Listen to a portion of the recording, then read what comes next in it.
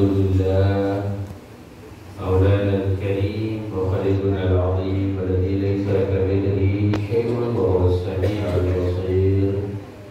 اللهم صل وسلم على سيدنا محمد نورك ساري وملاذك الجاري واجمعنا به في كل الأحوال وعلى آله وصحبه ومن بعد.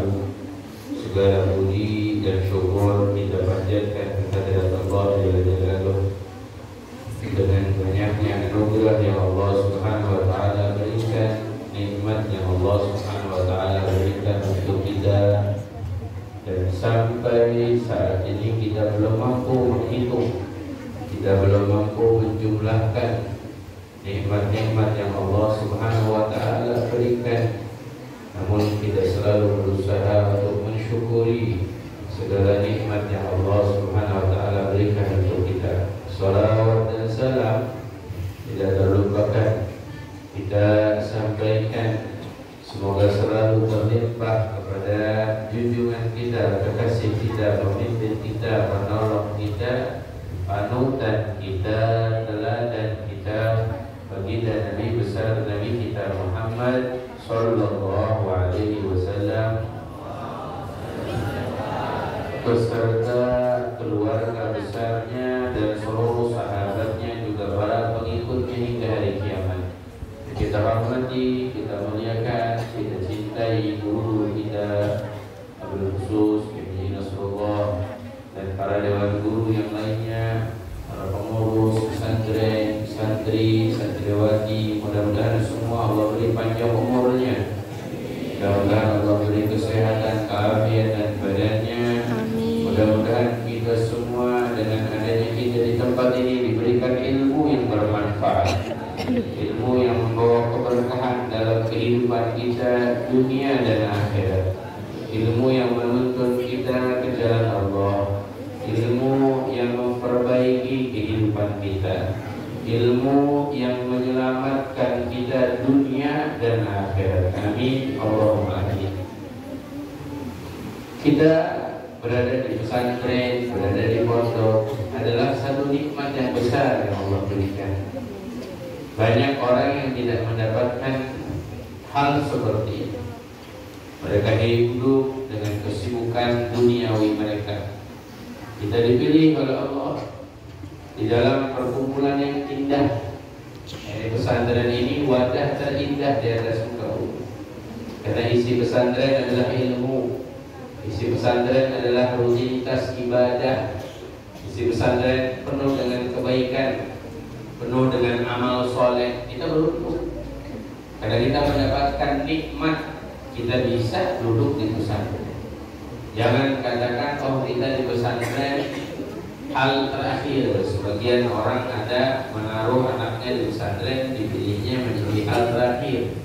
Kalau anaknya sudah nakal, sudah tidak bisa dibilangin lagi, baru kita pesantren. Ini namanya orang tua gelap mata, ya, gelap mata hati. Karena pesantren ini semestinya jadi tempat pertama pilihan untuk anak-anak kita. Dan boleh kita lihat pesantren ini yang terbaik dalam mendidik. Karena pendidikan di luar sana mungkin tidak sebaik yang kita dapatkan di pesantren. Karena rutinitas kita, ibadah kita, sholat kita terawasi, dilihat, terpantau. Apa yang kita lakukan terpantau. Ini satu anugerah. Ini satu nikmat yang Allah Subhanahu wa taala berikan untuk kita. Apalagi di dalamnya kita mempelajari ilmu, di mana ilmu yang wajib untuk kita. Kita belajar ilmu yang wajib, sebagaimana mencari ilmu hukumnya wajib. Talabul ilmi fardhatun 'ala kulli muslim. Mencari ilmu hukumnya wajib bagi setiap muslim. Mana muslim yashtamilu lidzakar wal untha, menyangkup laki-laki maupun perempuan. Berarti yang laki wajib mencari ilmu, yang perempuan juga wajib. Karena ada hal-hal tentang perempuan yang hanya bisa dipahami oleh perempuan, tidak bisa dipahami oleh laki-laki. Jadi perlu kita mempelajarinya. Dan ini hukumnya wajib. Kita tahu wajib yutabu ala fi'li wa yu'aqibu ala tarki. Wajib ini kita lakukan dapat pahala, kita tinggalkan dapat dosa. Kalau kita meninggalkan menuntut ilmu, kita memilih hal yang lain, berarti kita meninggalkan yang wajib. Kita berdosa. Dan dengan makna ini berarti setiap kita datang menuntut ilmu, melakukan hal wajib, terhitung pahala yang besar di sisi Allah Subhanahu wa taala. Setiap semua yang hadir ngaji, belajar, nanti dihitung pahalanya wajib. Satu kelas pahalanya wajib. Satu halaqah pahalanya wajib. Amal ini pahalanya wajib.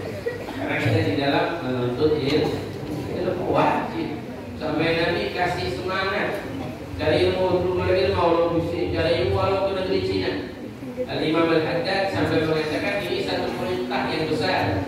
Sampai kita disuruh mencari. Artinya apa? Negeri Cina itu negeri yang paling jauh dari kota Rasulullah saat ini. Mungkin kalau Rasulullah SAW diberitahu tentang kabar Sambas, itu mungkin mau bisa Sambas. Cuman belum dikasih kabar tentang itu. Tapi apa? Tapi Rasulullah menyebutkan sih banyak makna tentang hadis tersebut. Walaupun hadis ini dhaif, tapi hadis dhaif masyhur. Hadisnya terkenal, sering terjadi ilmu walau ke negeri Cina. Maknanya Imam Habib Abdullah bin Abdul Haddad mengatakan yang jauh saja kita cari, apalagi yang dekat, yang kita sekarang berada di dalamnya, yang sekarang kita berada di pesantren ini sangat dekat. Banyak ulama kita, guru-guru kita mengajar kita, membimbing kita. Ini namanya wadahnya ilmu. Ya, yang disajikan kepada kita, yang diberikan kepada kita, maka jangan kita sia-siakan. Ya, cari, kejar. Dan ini warisan dari Nabi kita Muhammad SAW. Wow, ini harta waris dari Rasulullah buat kita semua. Ini kita semuanya yang menginginkan harta waris dari Rasulullah. Sampai Nabi mengatakan innamal anbiya lam yuriduna dinaran wala dirhaman bal yuriduna al-ilm. Para nabi tidak mewariskan harta. Para nabi tidak mewariskan uang, tidak mewariskan bidang tanah, tidak. Nama yuriduna al-ilm. Para anbiya mewariskan ilmu. Dan Nabi kita Muhammad SAW mewariskan ilmu buat kita. Dan ini ilmu warisan buat kita. Berarti setiap dari kita berhak menerima warisan dari Rasulullah. Hak kita. Oleh namanya warisan itu milik kita, hak kita. Kita patut memintanya, patut mencarinya, patut mengambilnya. Dan ini warisan dari Nabi kita Muhammad SAW. Jangan kita tinggalkan. Makanya dulu waktu di masjidnya Rasulullah, setelah Rasulullah wafat mulai sepi. Orang yang mengaji belajar sepi. Tuh halaqah ilmu di majelis Rasulullah mulai berkurang. Sayyidina Abu Hurairah ketika melihat kejadian itu pergi ke pasar. Sayyidina Abu Hurairah pergi ke pasar, lihat di pasar ramai. Orang banyak di pasar, tapi di masjid Rasulullah orang berkurang belajar. Maka Sayyidina Abu Hurairah teriak, ya ayuhan nas, hei orang-orang, inna fi masjid Rasulillah, di masjidnya Rasulullah ada warisan Rasulullah sedang dibagikan. Semua langsung berpikir, Muhammad punya warisan nih. Kita sahabatnya jangan-jangan dapat warisan dari Nabi Muhammad. Ayo semuanya kita pergi, kita ambil. Ya, ambil masjid. Ambil apa yang ada di dalam masjidnya Rasulullah. Ternyata orang-orang itu lari pergi ke masjid, semuanya lari datang karena dengar warisan. Dipikirnya warisan itu apa? Harta, uang, ya benda atau apa ya. Ternyata sampai di masjidnya Rasulullah nggak ada masjid kecuali ada orang lagi sholat, ada orang lagi membaca Al-Quran, ada orang lagi duduk belajar halal dan haram. Halal itu halal dan haram. Belajar mana yang halal, belajar mana yang haram, belajar ilmu. Akhirnya orang-orang lihat mana nggak ada yang dibagikan di masjid Rasulullah. Pulang lagi, pergi ke pasar langsung bilang kadzab daya Abu Hurairah. Kamu berbohong wahai Abu Hurairah. Dijawab, kenapa kamu katakan aku berbohong? Apa di masjid Rasulullah tidak ada orang?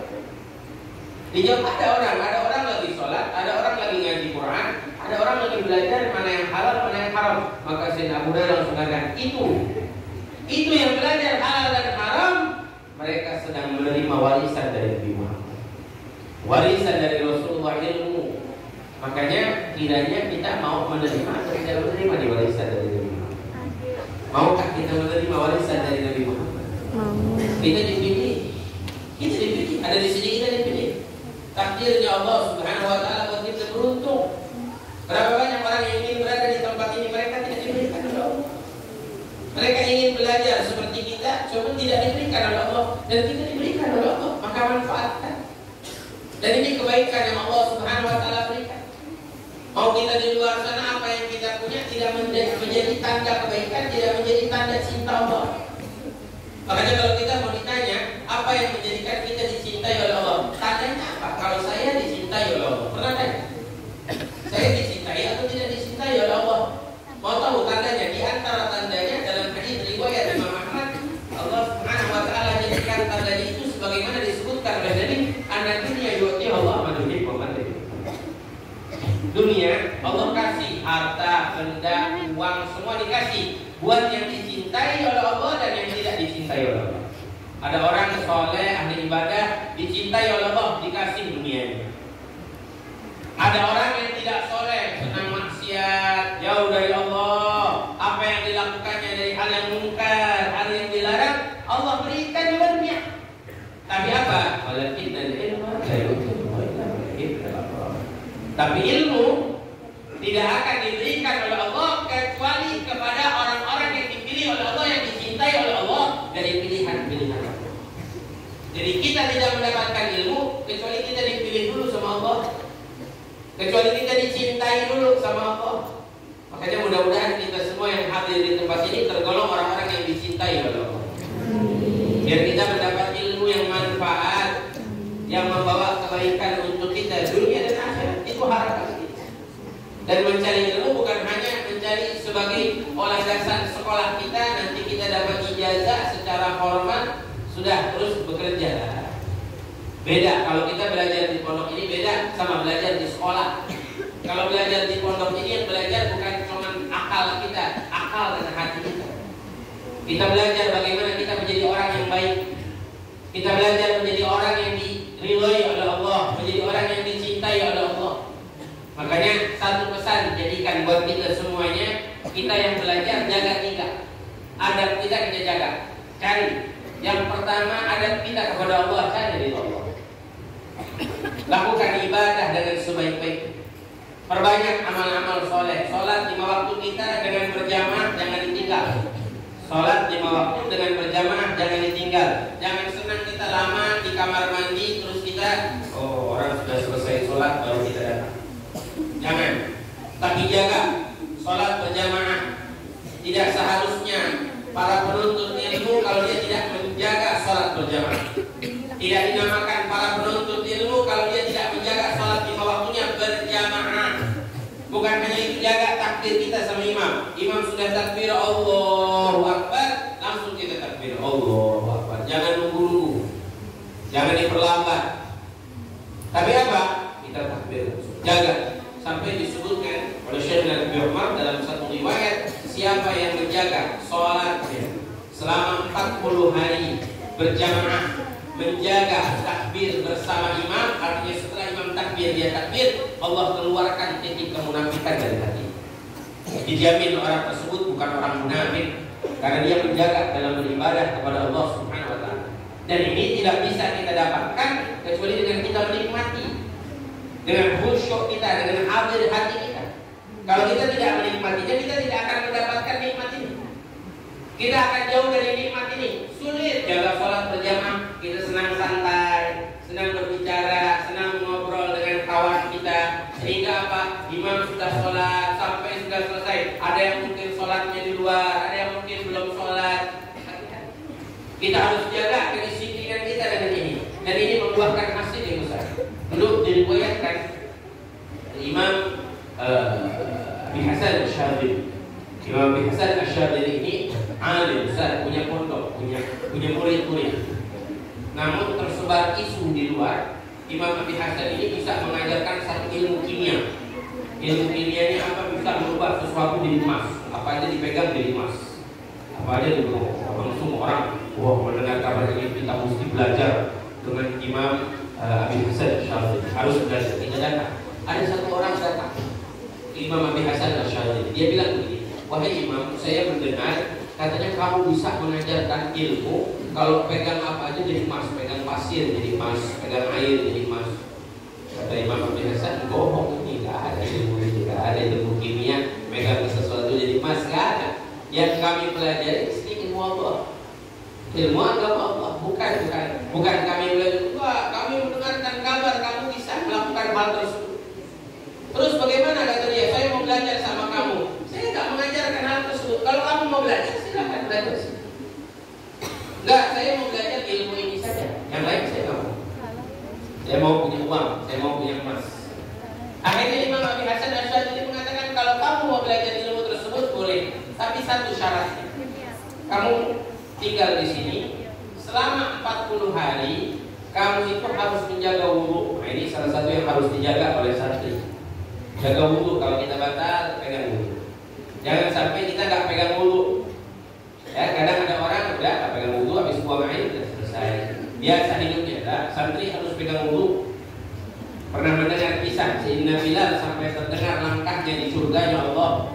Langkah kaki Sayyidina Bilal, suara sendalnya terdengar di surga. Apa yang dilakukan? Menjaga wudu. Setiap batal wudu, wudu. Setiap batal wudu, wudu. Kata Imam Abi Hasan, kalau kamu mau dapat ilmu itu, kamu jaga wudu selama 40 hari. Kalau batal wudu, batal wudu. Hanya itu saja, kata si muridnya. Iya, itu saja. Mudah sekali. Iya, itu saja. Kalau kamu bisa amalkan 40 hari, insya Allah kamu dapatkan ilmu tersebut. Imam Abi Hasan wali bin Auliya, orang soleh yang dicintai oleh Allah Subhanahu wa Ta'ala. Kemudian apa? Dia sudah jalan 10 hari, 20 hari, dia selalu jalan sampai dia menikmati menjaga wudu itu, menikmati khusyuk, menikmati nikmatnya ibadah, menikmati nikmatnya mendekatkan diri kepada Allah, menikmati dalam menjaga wudu itu dia menjaga adabnya kepada Allah Subhanahu wa Ta'ala, sehingga apa? Dia sudah merasakan tadi bahwa dunia tadi sudah tidak perlu. Emas tadi, belajar emas tadi sudah tidak perlu lagi.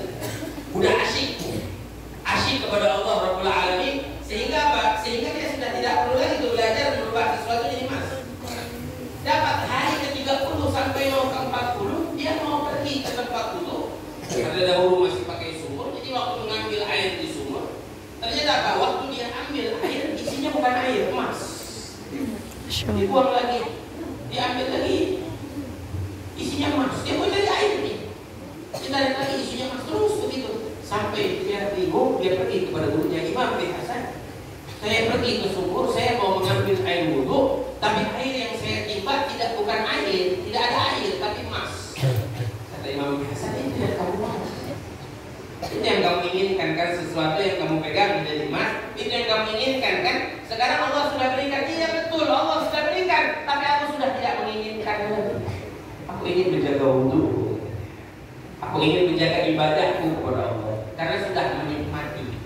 Makanya hadirin hadirat, santri-santri, kita tidak bisa mencapai hasil yang kita inginkan kecuali dengan kita menikmatinya dengan baik, mencintainya. Contoh, kita ingin belajar apa? Belajar ilmu fikih. Kalau kita tidak cinta kepada ilmu fikih, kita nggak akan bisa. Kita ingin belajar ilmu alat, ilmu nahwu. Kalau kita tidak cinta pada ilmu nahwu, tidak suka, tidak menikmati pelajarannya, maka kita tidak akan bisa. Ini kunci. Kalau ingin bisa, ingin cepat pintar, ingin cepat pandai, ingin cepat hafal, nikmati, cintai, senangi, sukai dulu. Nanti Allah Subhanahu wa Ta'ala akan berikan itu semua. Kenikmatannya diberikan oleh Allah. Makanya yang pertama tadi pesan saya, jaga adab kita kepada Allah Subhanahu. Yang kedua, jaga adab kita dengan Rasulullah. Kalau kita ingin keberkahan dalam menuntut ilmu, jaga adab kita dengan Rasulullah. Apa ajaran-ajaran Rasulullah yang diajarkan oleh guru kita, sedikit demi sedikit amalkan. Minimal dalam satu pengajian saja. Satu pengajian kita diajarkan satu saja. Kalau sehari berapa pengajian kita belajar? Maka dalam sehari kalau 5 kali kita mengaji atau 4 kali kita mengaji, dalam sebulan sudah berapa amalan yang bisa kita amalkan? Amalan sunnah Nabi kita hidupkan.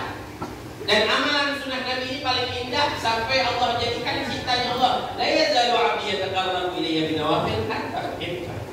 Tidaklah seorang hamba yang mendekatkan diri kepada Allah mengamalkan sunnah sampai aku berikan cintaku untuk. Mau jadi hamba yang dicintai oleh Allah, amalkan sunnah Rasulullah. Yang mudah-mudah saja dulu. Kita nggak bicara yang sulit, yang mudah-mudah. Sholat kita jaga siwak. Kalau bisa dikatakan mungkin yang hadir di sini nggak punya siwak. Ini siwak. Coba saya mulai, ini santri loh. Ini santri, ini murid-murid pondok pesantren. Coba yang punya siwak tunjukkan.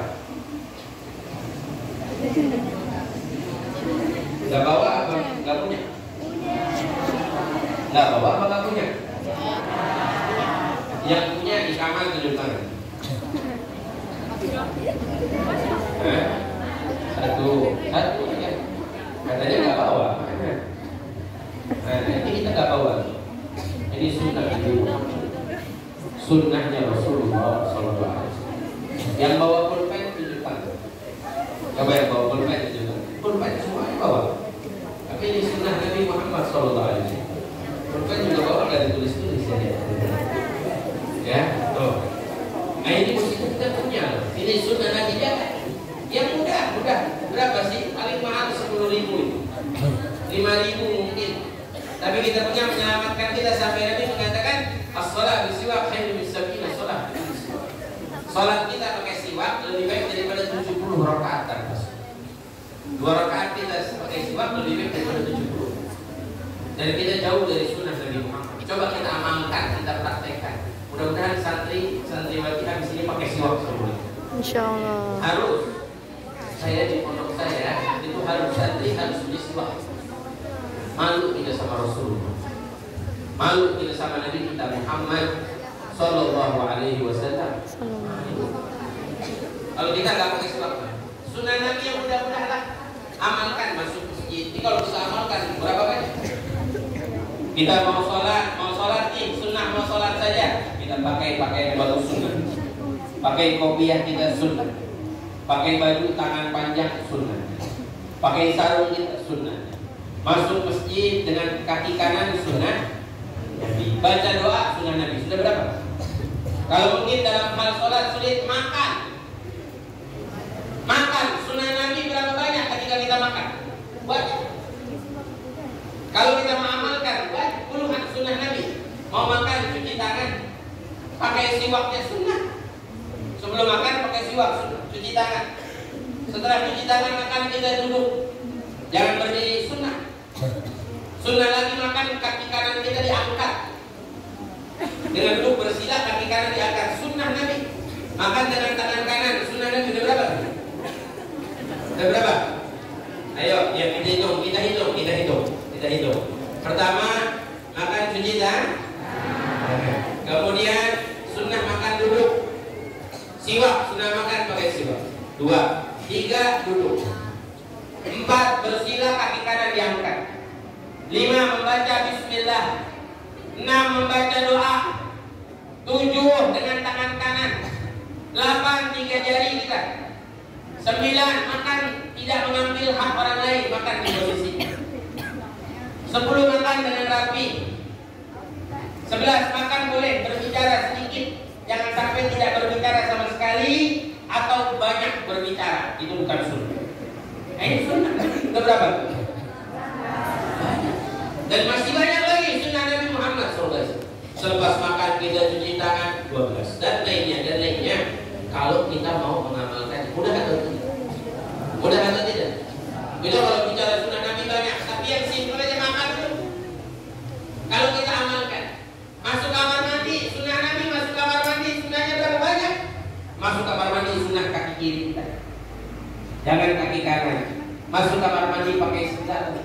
Sebelum masuk kamar mandi baca doa. Masuk kamar mandi sunnah menutup kepala. Tutup kepala. Kalau bisa punya kopiah yang bisa dilipat untuk khusus masuk ke kamar mandi. Sunnah. Jangan pakai kopiah yang ada tulisannya atau ada terompahnya, jangan. Ini bukan adab. Kemudian masuk kamar mandi, bagaimana tata caranya buang air? Memeriksa air terlebih dahulu. Lihat airnya ada atau tidak. Jangan masuk kamar mandi gak lihat airnya, tahu airnya gak ada. Masuk kamar mandi bagaimana tata cara buang hajat kita? Kita mengangkat kaki kiri kita, merendahkan kaki kanan kita. Ini sunnah.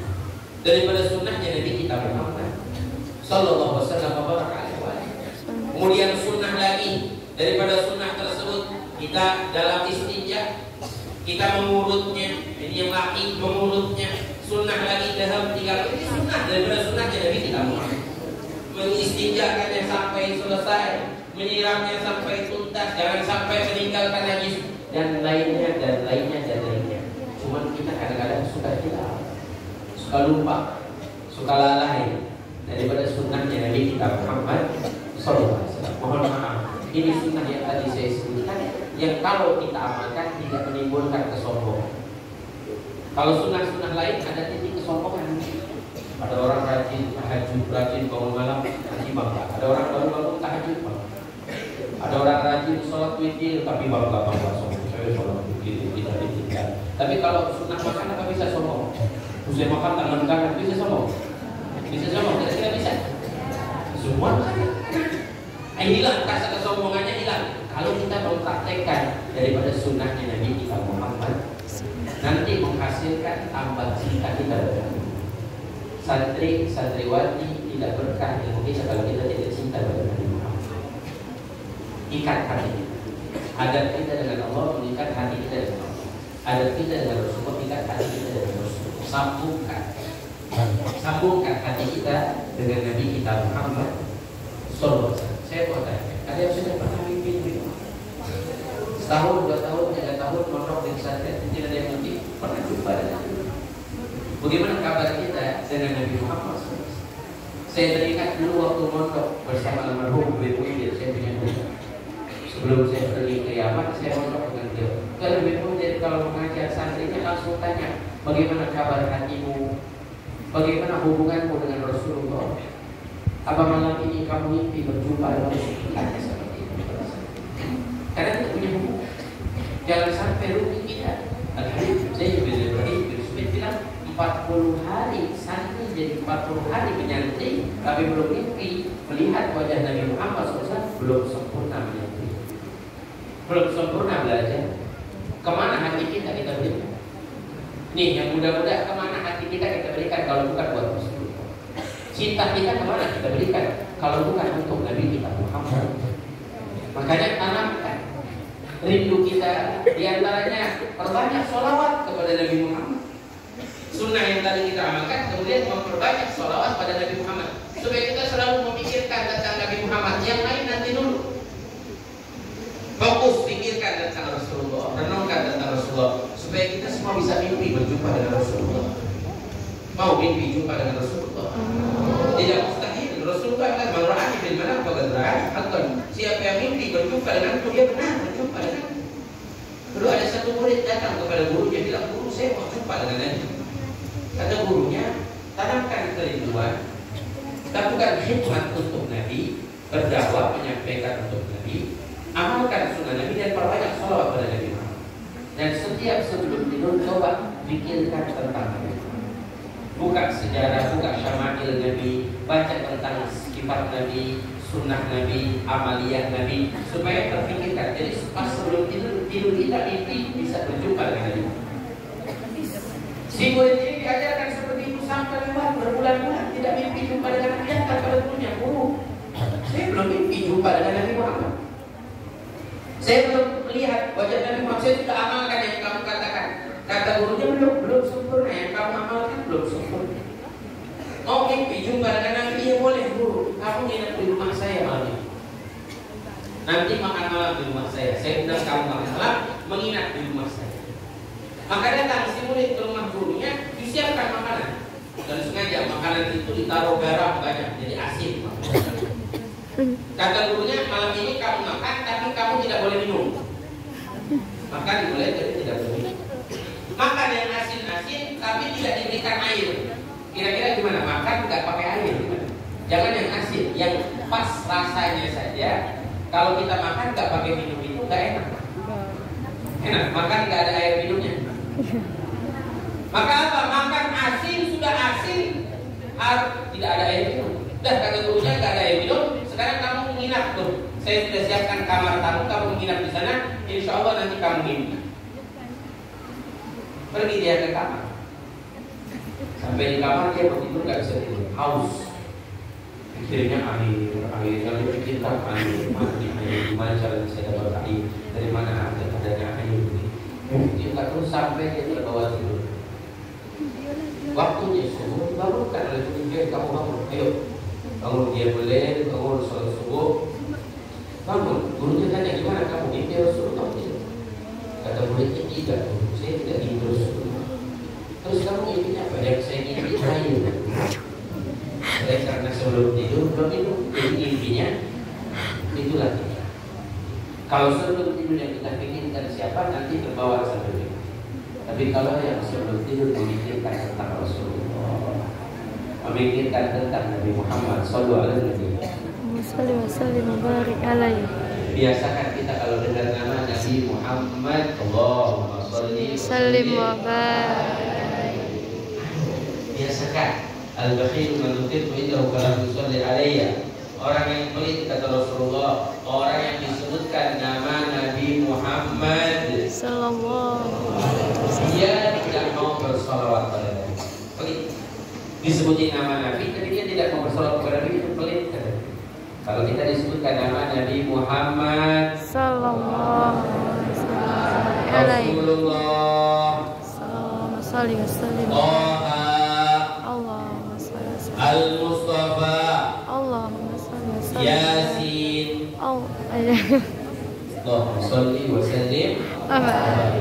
Yang kedua, jaga adab kita dengan Nabi kita Muhammad. Yang ketiga, pesan saya, kalau kita ingin dapat ilmu yang barakah, jaga adab kita dengan guru kita, akhlak dengan guru kita. Guru kita itu orang tua kita. Abukum salata, ayah kamu ketiga, ayah yang melahirkan, ayah ibumu, ayah yang mengajarkanmu, ayah yang mengawinkan anaknya, mertua itu ayah. Yang kedua, ayah yang mengajar kita, guru kita. Ini namanya Abu Ruh, ayah ruh kita. Guru itu ayah ruh kita. Jadi apa? Jaga. Seperti kita hormat dengan ayah kita, kita hormat dengan guru kita. Kita berbakti dengan yang kita berkhidmat. Ini yang harus kita lakukan supaya apa? Kita dapat keberkahan. Dapat keberkahan, insya Allah Allah Subhanahu wa Ta'ala berikan kepada kita ilmu yang bermanfaat. Sampai ada ulama mengatakan 70% tidak dapat berkahnya ilmu dengan kita hormat. Orang-orang soleh dahulu dapat hormat. Kita yang hadir di sini, yang pernah belajar, Allah berikan sekarang hasilnya karena hormat dengan gurunya. Saya punya guru Al-Habib Munzir, terkenal Al-Habib Munzir dulu. Bagaimana rasa hormatnya dengan guru? Rasa hormatnya dengan guru luar biasa. Itu sampai kalau ditelepon oleh gurunya dari berdiri sampai duduk. Marhaba, iya, siap. Rasa hormatnya dengan gurunya sampai pernah gurunya memerintahkan tidak boleh keluar Jakarta 5 tahun. 5 tahun beliau tidak keluar Jakarta. Ini Jakarta. Sampai mau keluar sedikit jalan lewat saja tidak boleh, jangan lewat sini, lewat jalan saja. Karena hormat, karena baktinya dengan gurunya, Allah beri keberkahan. Kalau buat pengajian makin 100.000 yang hadir di Jakarta. Barokah. Kita kadang-kadang sama guru tidak ada rasa hormat. Beda, guru bukan kawan, guru bukan temannya, guru adalah orang yang harus kita hormat. Yang kita dengarkan ilmunya, nasihatnya, bimbingannya, dan kita harus penuh rasa taklim sampai taradud dalam hati saja tidak boleh. Apa taradud? Penolakan. Guru saya begini, kamu. Orang yang ada di dalam hatinya taradud, maka dia tidak akan mendapatkan rahasia ilmu. Keberkahan ilmu tidak akan didapatkan. Makanya harus penuh rasa hormat, rasa taklim. Dulu Imam Abu Yazid Al-Bustami punya murid. Imam Abu Yazid Al-Bustami terkenal di zaman wali min awliyaillah. Orang yang alim, orang yang hebat ilmunya, orang yang soleh, dan banyak kelebihan yang Allah berikan. Sampai pernah jalan pagi-pagi beliau melewati sungai, nyebrang sungai. Sore mau pulang, perahunya sudah tidak ada. Kata muridnya, perahu tidak ada, Bu.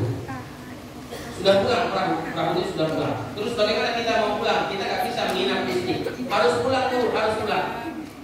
Nanya sama gurunya, bagaimana guru kita pulang? Kata gurunya, ayo kita jalan lewatin sungai. Gimana jalan lewatin sungai? Air. Ada orang bisa jalan dari saya. Ada orang bisa jalan dari saya. Imam Abu Yazid kami yuk bisa jalan dari saya. Kata muridnya, bagaimana guru? Kita tawasul, kita minta sama Allah.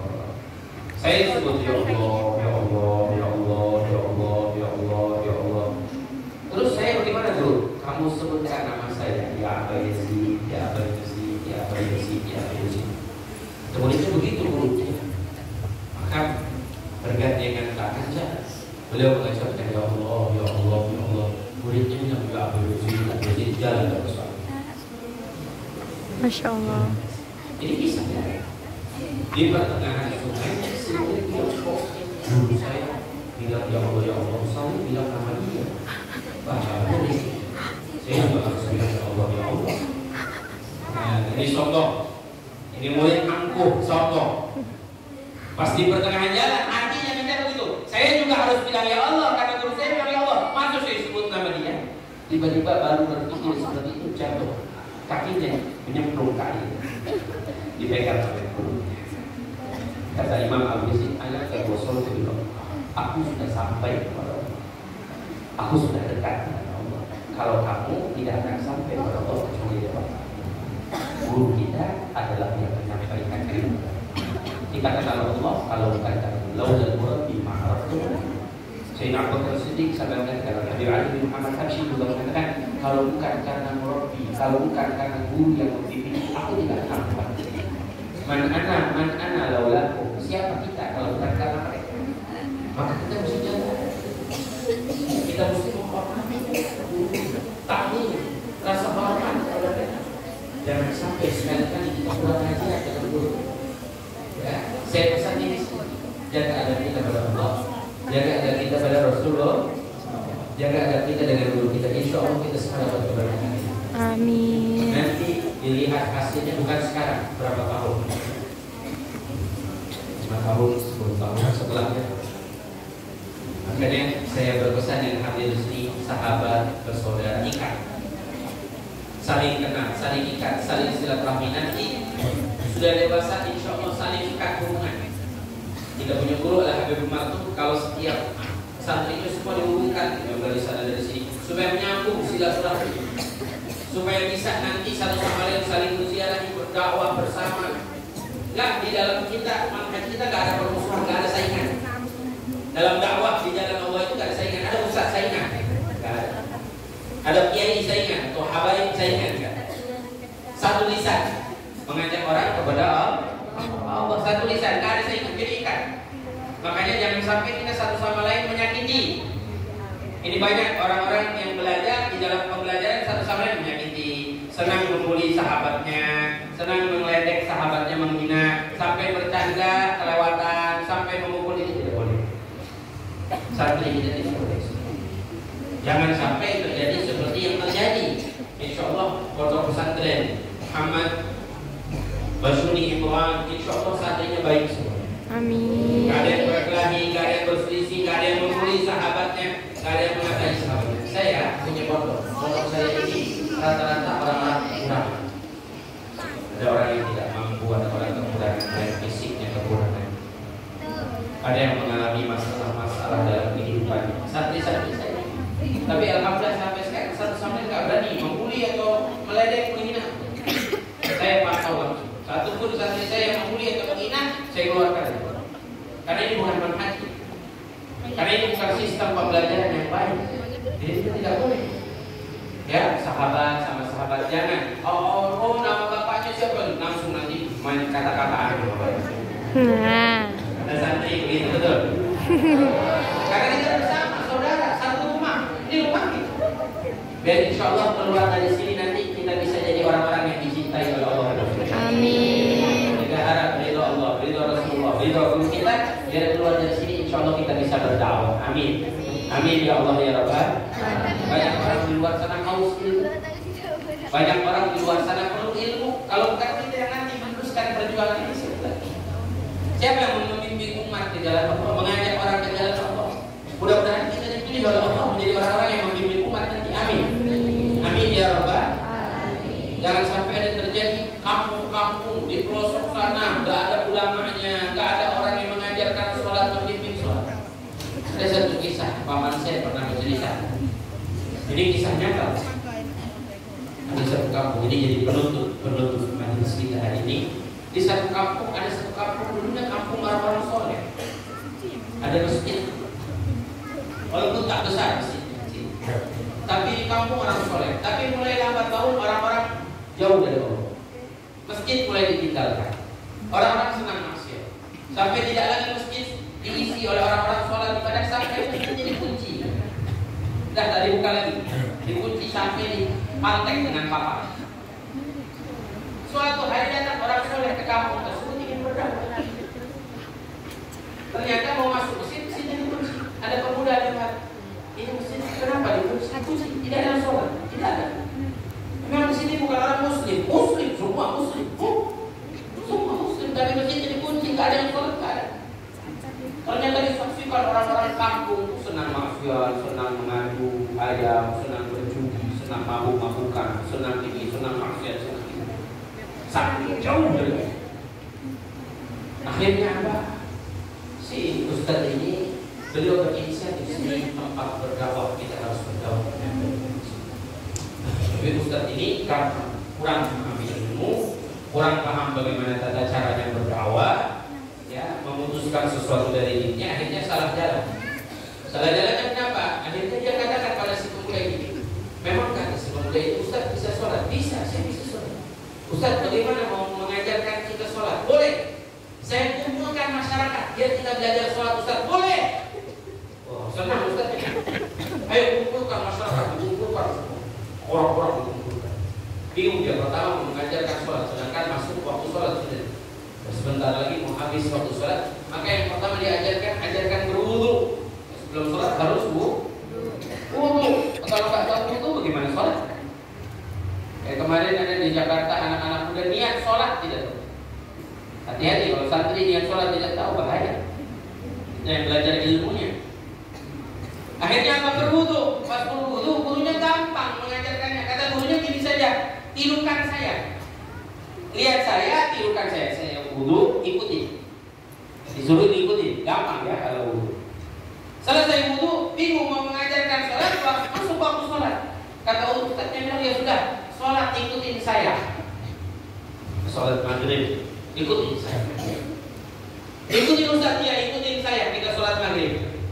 Pas sholat maghrib, ustadznya langsung takbir. Allah, semua yang di belakang warga kampung masyarakat timur. Allah, apakah disuruh ikutin ustadznya?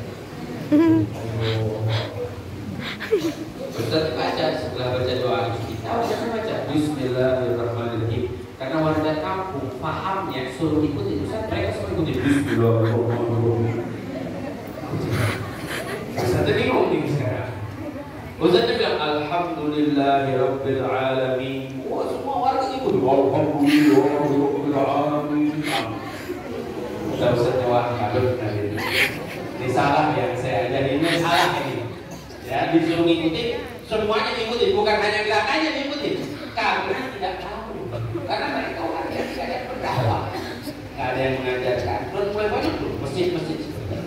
Artinya mulai banyak di kampung-kampung yang masjidnya mulai ditinggalkan, orang tidak tahu sholat, tidak paham sholat. Tak jauh di kota pun musola-musola langgar-langgar yang ditinggalkan. Akhirnya ustaznya bingung. Baca Bismillahirrahmanirrahim.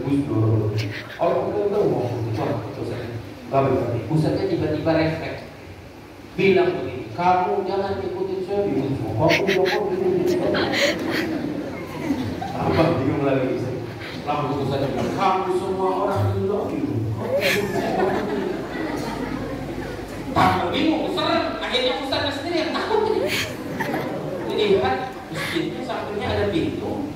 Wah, saya mesti kabur. Kabur lah si ustaz lewat pintu dia. Karena disuruh mengikuti ustaz, semua ikut kabur. Ustaznya makin takut lagi, naik ustaznya ke atas pohon.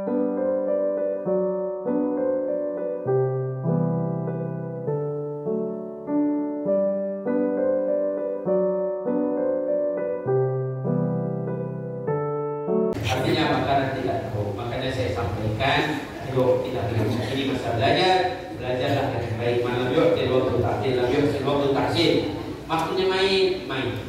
Waktunya kita senang, waktunya bercanda. Waktunya belajar, kita belajar. Insya Allah mudah-mudahan semua yang hadir di sini Allah beri ilmu yang manfaat dunia. Mudah-mudahan kalau nanti jadi orang-orang yang hebat, jadi orang-orang yang dimuliakan oleh Allah Subhanahu wa taala. Jadi orang-orang yang menyampaikan agama Allah kepada keluarga kita, saudara kita, kerabat kita, masyarakat kita semuanya. Menjadi orang-orang yang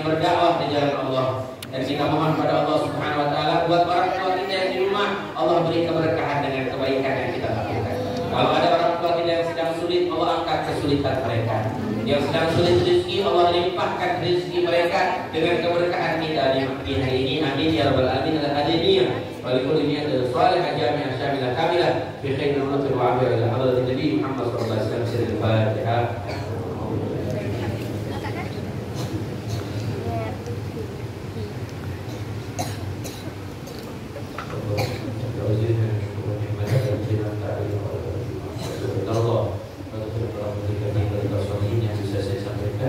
Kurang lebih mohon maaf. Assalamualaikum warahmatullahi wabarakatuh.